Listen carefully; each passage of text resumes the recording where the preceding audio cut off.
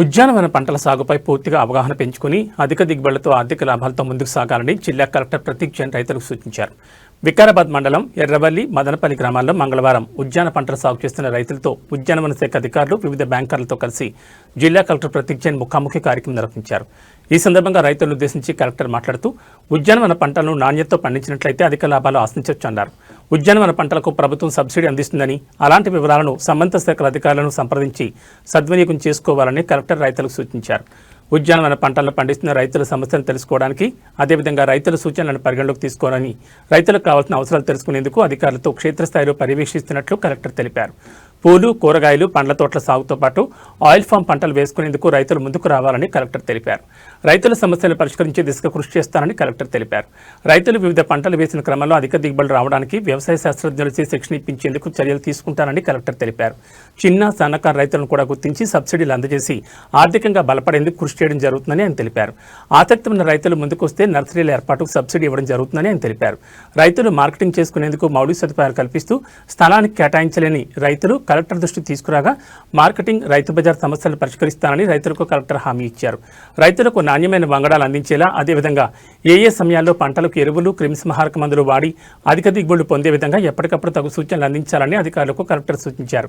ఈ సందర్భంగా కొత్తగడి, ఎర్రవల్లి, మదనపల్లి గ్రామాల్లో రైతులు సాగు చేస్తున్న ఉద్యానవన పంటలను అధికారులు రైతులతో కలిసి క్షేత్రస్థాయిలో పరిశీలించారు. అదేవిధంగా వికారాబాద్లో గల పట్టుదార పరిశ్రమ కేంద్రాన్ని కలెక్టర్ సందర్శించారు. ఈ కార్యక్రమంలో జిల్లా ఉద్యానవన శాఖ అధికారి సత్తార్, ఆర్టీఏ సభ్యులు జాఫర్, సర్పంచులు సయ్యద్ రబ్బాన్, బెల్లపాటి విజయలక్ష్మి, పట్టు పరిశ్రమ ఏడీ నాగరత్న, ఉద్యానవన అధికారులు కమల, డాక్టర్ సురేంద్రనాథ్, యమున పాల్గొన్నారు. ఎంత ఉంది అది 1.25 lakhs మనం సబ్సిడీ ఇస్తున్నాం సార్. దానికి టోటల్ కాస్ట్ ఎంత? Total cost 2.5. సో 50% మీరు సబ్సిడీ ఇస్తున్నారు, 50% లోన్ రావచ్చు వాళ్ళ కాంట్రిబ్యూషన్ పెట్టి ఉంటే. ఆ డ్రైయర్ తోటి ఏమవుతుంది? ఇది తీసుకొని డ్రై చేస్తారు సార్. సో డ్రై చేసిన తర్వాత పౌడర్ చేస్తారు. పౌడర్ చేసి జింజర్ పౌడర్ అని చెప్తారు. That is having very much high revenue. ఎకరా లోపలంతా రైతు బజార్ అనుకుంటారు. 2 ఎకరాలు, 3 ఎకరాలు, 4 ఎకరాలు సాగు చేసే వాళ్ళు, 10 ఎకరాలు చేసే వాళ్ళంతా బోయినపల్లి మార్కెట్ ఎక్కువ వెళ్తారు. మీ సార్ ఎప్పుడు అంటూ ఉంటారు, మాకు ల్యాండ్ ఇవ్వండి హైవే కాడ, మేము మార్కెట్ కట్టుకుంటాం. మా మార్కెట్ కట్టుకుంటే హైదరాబాద్ మనుషులు ఇక్కడ వచ్చి కొంటారా? ఎట్లా ఉంటుంది? ఇక్కడ ఇస్తే సార్ వికారాబాద్ అంటూ ఉంటారు, మాకు ల్యాండ్ ఇవ్వండి. కొన్ని మార్కెట్ అయినా సార్ ఇక్కడ రిలయన్స్ మార్ట్ అని అవి కొత్త. అంటే ఇప్పుడు మామూలుగా ఇక్కడ 4 సెంటర్లు ఉన్నాయి సార్. బిగ్ బాస్కెట్ ఉంది, వారు వచ్చి తీసుకుని వస్తారు. లేదు సార్, సెంటర్లు ఓపెన్ చేసారు మెయిన్ రోడ్ మీద. శంకర్పల్లి చౌరస్తాకు స్విగ్గీ ఉంది, రిలయన్స్ ఉంది, జిమోటో ఉంది.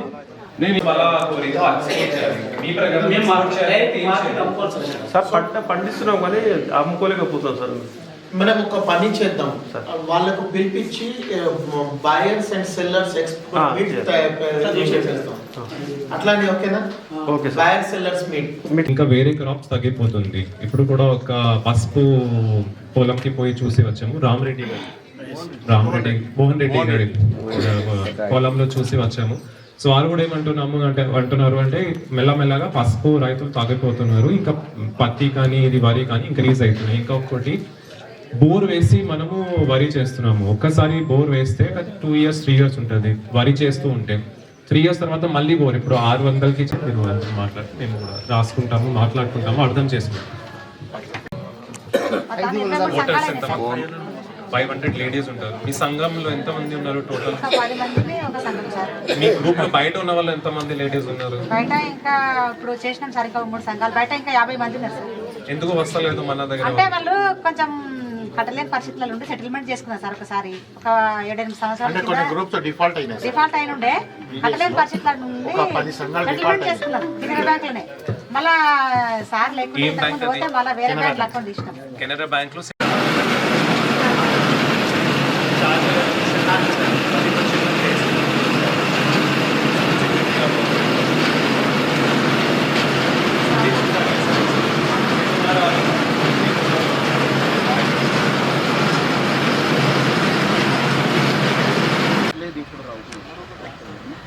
next year that's what number of farmers divided, total subsidy amount divided by farmers is ఇప్పుడు రేట్లు ఎంత తేడా ఉంది ప్యాడీకి వీటికి? ప్యాడీ అనేది వర్షాధారం పంట, నీళ్ళు బాగుండాలి. కాలువల ద్వారా పండిస్తారు. మాకు కాలువలు లేవు, ఓన్లీ మిల్లారు పక్కన వాళ్ళు ప్యాడీ బ్రహ్మాండంగా వేస్తే మీ గ్రౌండ్ వాటర్ తగ్గిపోతుంది. గవర్నమెంట్ నుంచి యూజ్ చేశారు. చేసేస్తే వాళ్ళు ఏమంటున్నారంటే మొలిచింది కదా, బాగానే ఉంది, అది కాస్తలేదంటే మీరు సరిగా చేస్తలేదు. మీరు ఫర్టిలైజర్ వాడట్లేదు, మీ సాయిల్ బాగాలేదు, జర్మినేషన్ వరకు వాళ్ళది బాగా. అదే ఉన్నాయి మాత్రం. ఇది సేమ్ వెరైటీ ఉన్నాయి కాబట్టి కాదేది సేమ్ ఉంటే ఇది మొత్తం కాస్తుంది. So they are putting to last. వాళ్ళు చేసిన మార్జిన్ మొత్తం వచ్చే మన డిపార్ట్మెంట్ నుంచి ఏం సపోర్ట్ ఇస్తున్నాము సీడ్ దగ్గర? ఇంతకుముందు సప్లై చేసి అధికంగా అయింది సార్. ఇప్పుడు ఎక్కువ పండిస్తున్నారు, ప్రొడక్షన్ ఎక్కువైంది, సేల్ తక్కువైంది. అశోక్ సార్ సీడ్ ప్రాబ్లం ఇది కాయలేదు సార్. అసలు ఇది ఎందుకు పడేసినారు సార్? ఇది అమ్ముతలేదు సార్ మార్కెట్ లో. అసలు పంట ఎక్కువైంది, దిగుబడి ₹16 అంటే ఘోరం సార్. 15 ఇక్కడ ఒక కూలీకి 400-500 ఇవ్వాలి సార్. మగ పిల్లగాడైతే 600 ఇవ్వాలి. దీన్ని తీస్తే దీన్ని అమ్మిన పైసలు కూడా వాళ్ళ కూలీకి సరిపోతలేదు. ఇవి అసలు ఉపాధి హామీని దీన్ని కవరింగ్ అయినాక అది పంటకి ఏం పంట అయితే లేదు సార్. ఇది ఎల్లో ట్రాప్స్ బాగానే ఉన్నాయి సార్. లాస్ట్ ఇయర్ అయితే ఊర్లో గిట్టి ఇట్లా వస్తుంది మొత్తం వర్షం పడ్డట్టు ఈ దోమ. దీన్ని ఎంతకాలం అంటే తెల్లదోమ గాలి వస్తుంది. ఏ మందులు కొట్టినా కంట్రోల్ అయితే కంట్రోల్ కాదు సార్.